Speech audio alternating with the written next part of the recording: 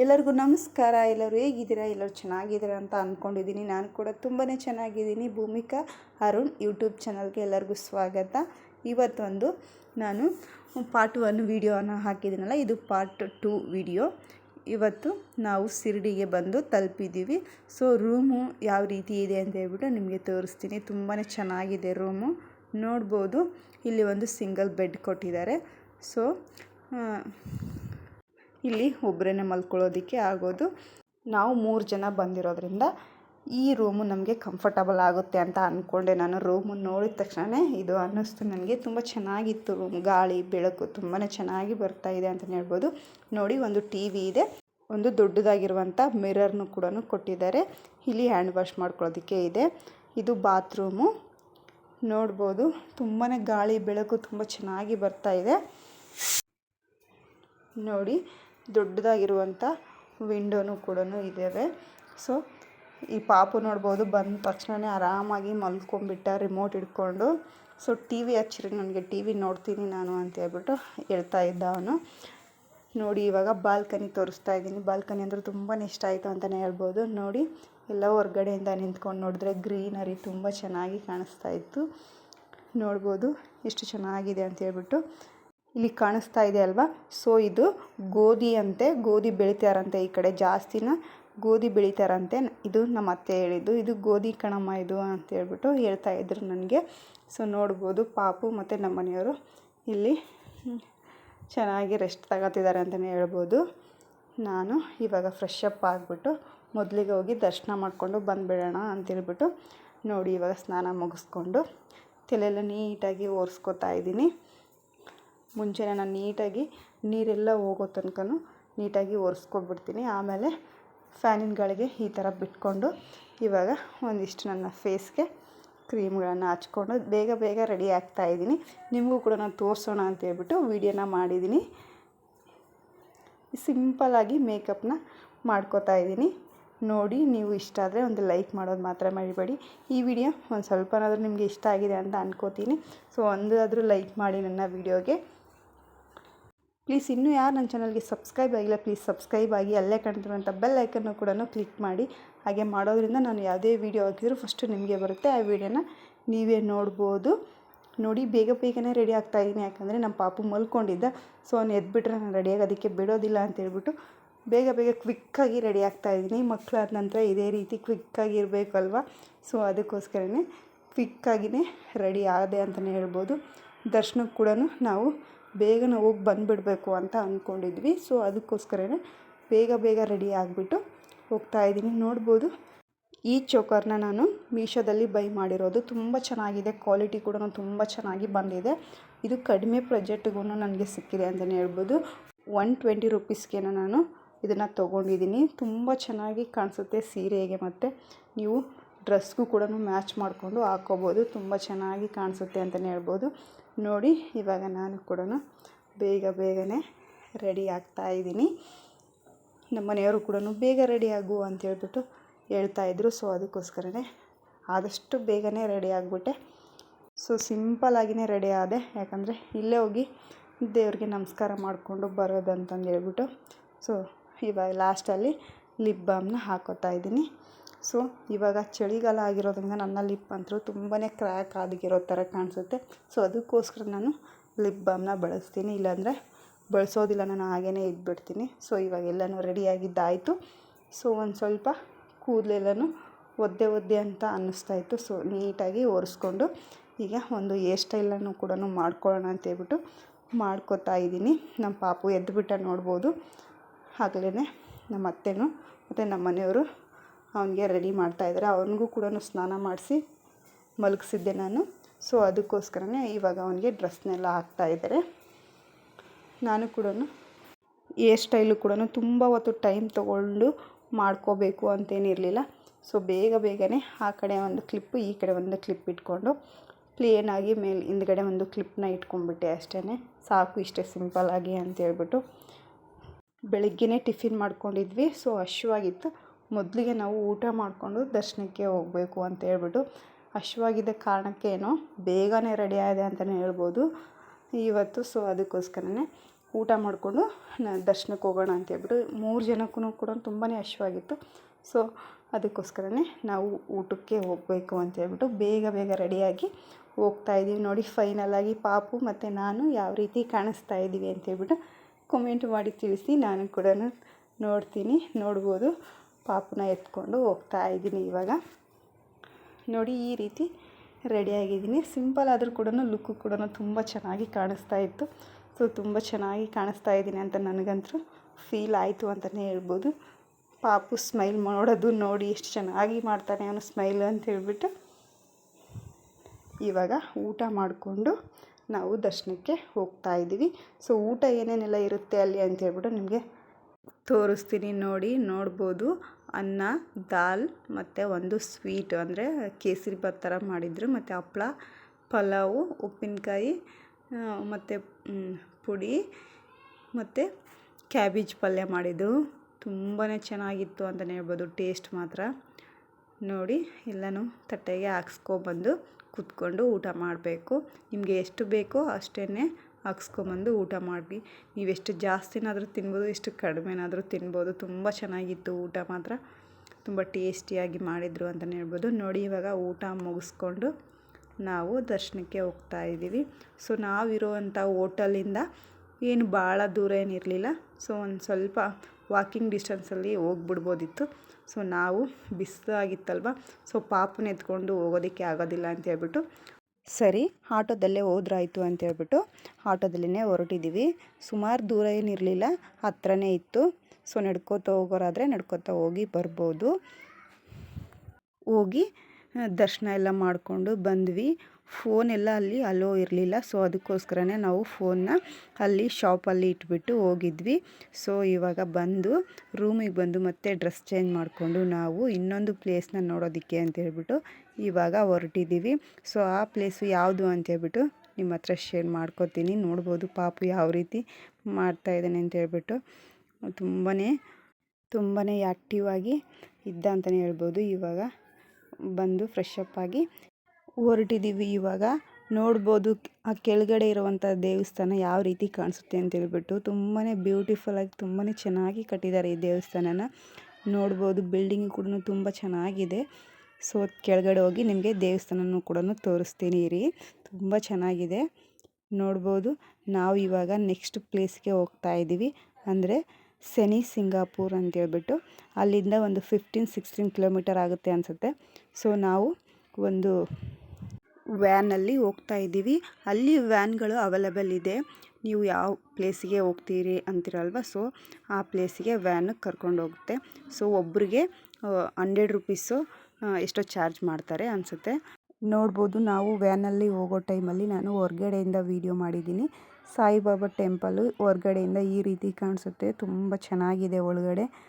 ಸುಮಾರು ದಿನಗಳಿಂದ ಅನ್ಕೋತಾ ಇದ್ದೆ ಹೋಗಬೇಕು ಅಂತ ಹೇಳ್ಬಿಟ್ಟು. ಇವತ್ತು ಆ ಆಸೆ ಇವಾಗ ನೆರವೇರಿದೆ ಅಂತಲೇ ಹೇಳ್ಬೋದು. ನೋಡ್ಬೋದು ಇಲ್ಲಿ ಈ ದೇವಸ್ಥಾನಕ್ಕೆ ಒಟ್ಟು 7 ಗೇಟ್ ಇದೆ ಅನಿಸುತ್ತೆ. ಅಂದರೆ 7 ಬಾಗಿಲುಗಳು ಇದೆ. ಯಾವ ಬಾಗಿಲಿಗೆ ಹೋದರೆ ಯಾವ ಬಾಗಿಲಿಗೆ ಬರ್ತೀವಪ್ಪ ಅಂತೇಳ್ಬಿಟ್ಟೆ ಗೊತ್ತಾಗೋದಿಲ್ಲ. ಸೊ ಆ ರೀತಿ ಇದೆ ಈ ದೇವಸ್ಥಾನ. ಒಂದು ಸ್ವಲ್ಪ ನೋಡಿಕೊಂಡು ಹೋಗಿ ಗೇಟ್ 1, ಗೇಟ್ 2, ಗೇಟ್ 3 ಆ ರೀತಿ ಮಾಡಿದ್ದಾರೆ. ಸೊ ಆರಾಮಾಗಿ ಹೋಗಿ ಆರಾಮಾಗಿ ಬರ್ಬೋದು. ನೋಡ್ಬೋದು ನಾವು ಹೋಗಿರುವಂಥ ವ್ಯಾನು ಈ ರೀತಿ ಇತ್ತು. ಸೊ ಇಲ್ಲಿ ನೋಡ್ಬೋದು ನೀವು ಒಂದು ನನಗೆ ಕಬ್ಬಿನ ಹಾಲಿನ ಯಾವ ರೀತಿ ತಯಾರಿಸ್ತಾರೆ ಅಂತೇಳ್ಬಿಟ್ಟು ನೋಡಿದೆ.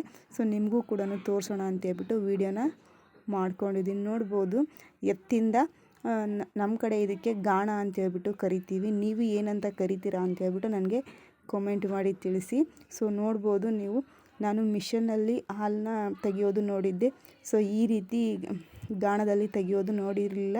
ಸೊ ಈ ರೀತಿ ನೋಡಿದಾಗ ನನಗೆ ತುಂಬಾ ಖುಷಿನೂ ಆಯಿತು, ಒಂದು ಕಡೆ ದುಃಖನೂ ಆಯಿತು ಆ ಎತ್ತಿನ ನೋಡಿ ಫೈನಲಾಗಿ ನಾವು ಶನಿ ಸಿಂಗಾಪುರ್ಗೆ ಬಂದು ತಲುಪಿದ್ವಿ.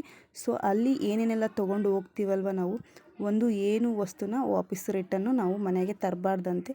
ಸೊ ಆ ರೀತಿ ಇದೆ ಆ ಒಂದು ಟೆಂಪಲ್ನ ವಿಶೇಷತೆ. ಅಂದರೆ ಶನಿ ಮಹಾತ್ಮ ನಮ್ಮ ಮನೆಗೆ ಬರ್ತಾನಂತೆ ಏನಾದರೂ ತೊಗೊಂಬಂದರೆ. ಸೊ ನೋಡ್ಬೋದು ಈ ದೇವಸ್ಥಾನಕ್ಕೆ ಒಂದು ಕೂಡ ಬಾಗಿಲು ಕೂಡ ಇಲ್ಲವಂತೆ ಅಲ್ಲಿ. ಸೊ ನೋಡ್ಬೋದು ಒಳಗಡೆ ದೇವಸ್ಥಾನ ಯಾವ ರೀತಿ ಇದೆ ಅಂತ ಹೇಳ್ಬಿಟ್ಟು. ನಾನು ಬಾಗಲಿಲ್ಲ ಅಂತಂದರೆ ಸೊ ಆ ದೇವಸ್ಥಾನ ಹೆಂಗಿರುತ್ತೋ ಏನೋ ಅಂತ ಅಂದ್ಕೊಂಡಿದ್ದೆ. ನಾನು ಫಸ್ಟ್ ಟೈಮ್ ನೋಡಿರೋದು ಶನಿ ಮಹಾತ್ಮನ ದೇವಸ್ಥಾನ. ತುಂಬ ಚೆನ್ನಾಗಿತ್ತು. ಆದರೆ ಮತ್ತೆ ದೇವ್ರನ್ನ ನಮಸ್ಕಾರ ಮಾಡಿಕೊಂಡು ಮತ್ತೆ ರಿಟರ್ನು ವಾಪಸ್ ನಿಂತ್ಕೊಂಡು ದೇವ್ರನ್ನ ನೋಡಬಾರ್ದಂತೆ, ಅಂದರೆ ತಿರುಗಿ ದೇವ್ರನ್ನ ನೋಡಬಾರ್ದಂತೆ. ಇಲ್ಲಿ ನೋಡಿದರೆ ಶನಿ ಹೆಗ್ಲೇ ಇರ್ತಾನೆ ಅಂತೇಳ್ಬಿಟ್ಟು ಇಲ್ಲಿ ಹೇಳ್ತಾರೆ. ಸೊ ನಾವು ನಮಸ್ಕಾರ ಮಾಡಿಕೊಂಡು ಸ್ಟೇಟ್ ಯಾವ ರೀತಿ ಒಳ್ಳಿರ್ತೀವಲ್ವ ಸೊ ಹಾಗೇ ಬಂದುಬಿಡ್ಬೇಕಂತೆ. ಸೊ ಇದ್ರ ಬಗ್ಗೆ ನಿಮಗೇನಾದರೂ ಗೊತ್ತಿದ್ರೆ ನನಗೆ ಕಮೆಂಟಲ್ಲಿ ತಿಳಿಸಿ, ನಾನು ಕೂಡ ತಿಳ್ಕೊತೀನಿ. ಸೊ ನೋಡ್ಬೋದು ದೇವಸ್ಥಾನ ಯಾವ ರೀತಿ ಇದೆ ಅಂತ ಹೇಳ್ಬಿಟ್ಟು. ಸೊ ಎಲ್ಲ ದೇವಸ್ಥಾನಕ್ಕೆ ಹೋಗೋಕ್ಕಿಂತ ಮುಂಚೆ ಕಾಲು ಮತ್ತು ಮುಖ ಎಲ್ಲನೂ ತೊಳ್ಕೊಂಡ್ಬಿಟ್ಟು ಹೋಗಿ ಬರ್ತೀವಿ. ಸೊ ಈ ದೇವಸ್ಥಾನದಲ್ಲಿ ಮುಂಚೆ ಹೋಗೋ ಟೈಮಲ್ಲಿ ಕೂಡ ನಿಮ್ಮ ಹತ್ರ ಚಪ್ಪಲಿ ಮತ್ತು ಬೆಲ್ಟ್ ಏನಾದರೂ ನೀವು ಹಾಕಿದರೆ ಬಿಚ್ಚಿಟ್ಟು ಹೋಗ್ಬೇಕಂತೆ. ಸೊ ಹಾಕ್ಕೊಂಡು ಹೋಗ್ಬಾರ್ದಂತೆ. ಮತ್ತು ದರ್ಶನ ಮಾಡ್ಕೊಂಡು ಬಂದು ಮುಖ ತೊಳ್ಕೊಂಡು ಕಾಲು ತೊಳ್ಕೊಂಡು ನೀವು ಆ ಊರಿಂದ ಬಿಡಬೇಕಂತೆ. ಸೊ ಹಾಗೇ ಬಿಡಬಾರ್ದಂತೆ.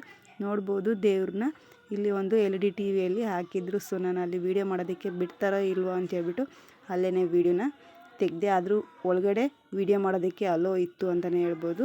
ಸೊ ನೋಡಿ ದೇವರು ಯಾವ ರೀತಿ ಇದ್ದಾನೆ ಅಂತ ಹೇಳ್ಬಿಟ್ಟು ಶನಿ ಮಹಾತ್ಮನ ಎಲ್ಲರೂ ಇಲ್ಲಿದ್ದೇನೆ ನಮಸ್ಕಾರ ಮಾಡ್ಕೊಳ್ಳಿ.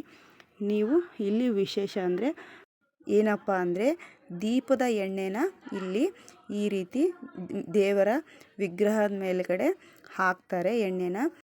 ನೋಡಿ ಎಷ್ಟೊಂದು ಜನ ಅಲ್ಲಿ ಎಣ್ಣೆನ ಹಾಕೋದಕ್ಕೆ ಕ್ಯೂ ನಿಂತ್ಕೊಂಡಿದ್ದಾರೆ ಅಂತ ಹೇಳ್ಬಿಟ್ಟು. ನಾನು ಪಾಪು ಇರೋದರಿಂದ ಮೇಲ್ಗಡೆ ಏನೂ ಹೋಗಲಿಲ್ಲ, ಜಸ್ಟ್ ಕೆಳಗಡೆನ ನಮಸ್ಕಾರ ಮಾಡಿಕೊಂಡು ಸೊ ಅಲ್ಲೇ ನಿಂತ್ಕೊಂಡಿದ್ವಿ.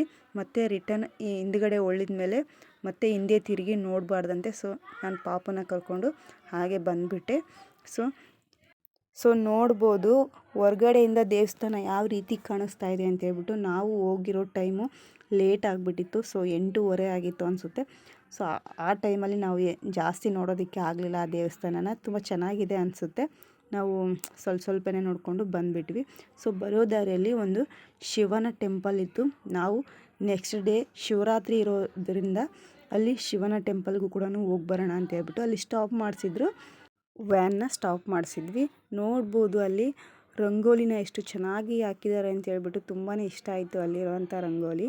ಸೊ ನೋಡ್ಬೋದು ಒಳಗಡೆ ಕೂಡ ಎಲ್ಲನೂ ರೆಡಿ ಮಾಡ್ತಾಯಿದ್ರು. ಯಾಕಂದರೆ ನೆಕ್ಸ್ಟ್ ಡೇ ಅಂದರೆ ನಾಳೆ ಹಂಗೆ ಶಿವರಾತ್ರಿ ಇತ್ತು. ಸೊ ಅದಕ್ಕೋಸ್ಕರನೇ ಎಲ್ಲನೂ ಪ್ರಿಪ್ರೇಷನ್ ಮಾಡ್ಕೋತಿದ್ರು ಅನಿಸುತ್ತೆ. ದೇವಸ್ಥಾನದಲ್ಲಿ ಖಾಲಿನೇ ಇತ್ತು ದೇವಸ್ಥಾನ, ಅಂದರೆ ತುಂಬ ಚೆನ್ನಾಗಿತ್ತು ದೇವಸ್ಥಾನ. ತಮಿಳ್ನಾಡಲ್ಲಿ ಎಲ್ಲ ದೇವಸ್ಥಾನವೂ ಕೂಡ ತುಂಬ ಚೆನ್ನಾಗಿದೆ ಅನಿಸುತ್ತೆ. ನಾನು ನೋಡಿರೋ ಆಲ್ಮೋಸ್ಟ್ ಅಲ್ಲಿ ಎಲ್ಲ ದೇವಸ್ಥಾನಗಳು ಕೂಡ ತುಂಬ ಚೆನ್ನಾಗಿದ್ದಾವೆ ದೇವಸ್ಥಾನ. ನಮ್ಮ ಕರ್ನಾಟಕದಲ್ಲಿ ತುಂಬಾ ಚೆನ್ನಾಗಿರೋ ದೇವಸ್ಥಾನ ಇದ್ದಾವೆ ಅಂತಲೇ ಹೇಳ್ಬೋದು.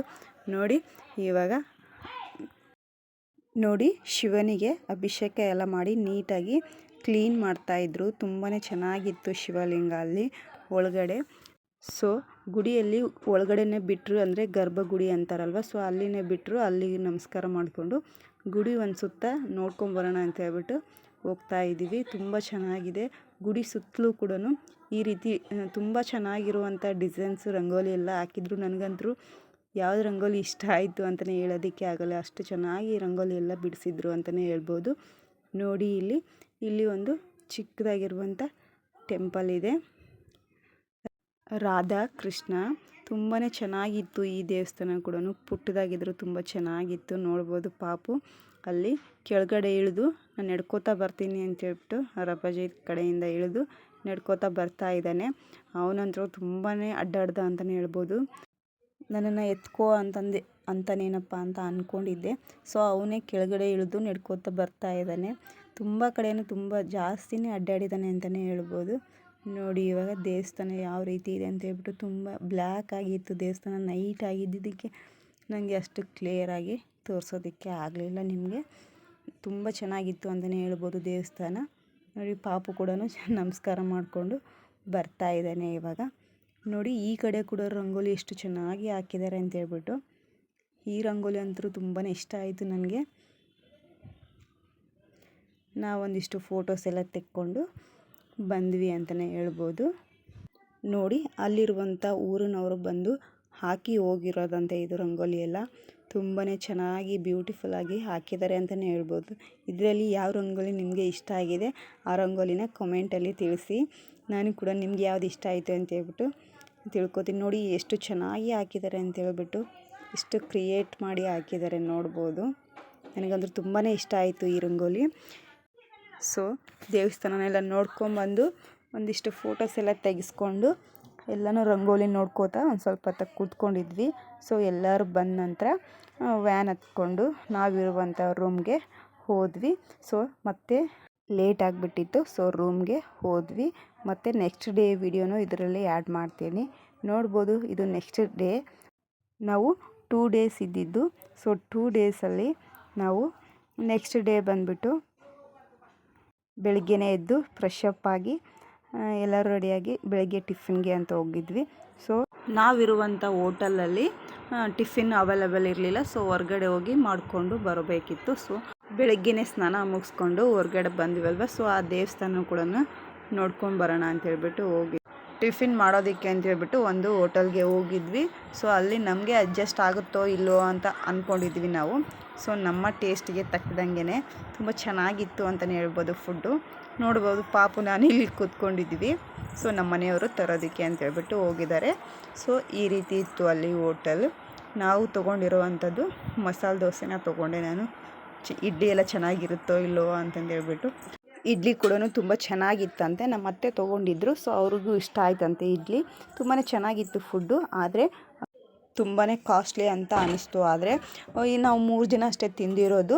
ಒಂದು 500 ಬಿಲ್ ಆಯಿತು ಬರೀ ಟಿಫಿನ್ಗೆ. ಒಂದೊಂದು ಪ್ಲೇಟ್ ಅಷ್ಟೇ ತಿಂದಿರೋದು ನಾವು. ತುಂಬಾ ಕಾಸ್ಟ್ಲಿ ಅನ್ನಿಸ್ತು. ನೋಡ್ಬೋದು, ಇಲ್ಲೇ ಟಿಫಿನ್ ಮಾಡಿಕೊಂಡು ಹೋಟೆಲ್ ಮುಂದ್ಗಡೆನೇ ಒಂದು ಪಾರ್ಕ್ ಇತ್ತು. ತುಂಬ ಚೆನ್ನಾಗಿ ಕಾಣಿಸ್ತಾ ಇತ್ತು. ರೂಮಿಂದ ನೋಡಿದರೆ ನೋಡ್ಕೊಂಬರೋಣ ಅಂತೇಳ್ಬಿಟ್ಟು ಕೆಳಗಡೆ ಬಂದ್ವಿ. ಸೊ ನೋಡ್ಬೋದು ಎಷ್ಟು ಚೆನ್ನಾಗಿದೆ ಅಂತೇಳ್ಬಿಟ್ಟು. ಮಕ್ಳಿಗಂತೂ ತುಂಬಾ ಇಲ್ಲಿ ಎಂಜಾಯ್ ಮಾಡ್ಬೋದು ಮಕ್ಕಳು ಕರ್ಕೊಂಡು ಹೋದರೆ. ನೋಡಿ, ನಾವು ಅದಕ್ಕೆ ನಮ್ಮ ಪಾಪುನ ಒಂದು ಸ್ವಲ್ಪ ಆಟ ಆಡಿಸ್ಕೊಂಡು ಬರೋಣ ಅಂತೇಳ್ಬಿಟ್ಟು ಕರ್ಕೊಂಡು ಹೋಗಿದ್ವಿ. ಈ ವಿಡಿಯೋನ ಇಲ್ಲಿಗೆ ಎಂಡ್ ಮಾಡ್ತಾ ಇದ್ದೀನಿ. ಈ ವಿಡಿಯೋ ಒಂದು ಸ್ವಲ್ಪನಾದರೂ ಇಷ್ಟ ಆದರೆ ಲೈಕ್ ಮಾಡಿ, ಶೇರ್ ಮಾಡಿ, ಕಮೆಂಟ್ ಮಾಡಿ. ಪ್ಲೀಸ್ ಸಬ್ಸ್ಕ್ರೈಬ್ ಮಾಡ್ಕೊಳ್ಳೋದು ಮಾತ್ರ ಮರಿಬೇಡಿ ಫ್ರೆಂಡ್ಸ್. ಎಲ್ಲರಿಗೂ ಧನ್ಯವಾದಗಳು.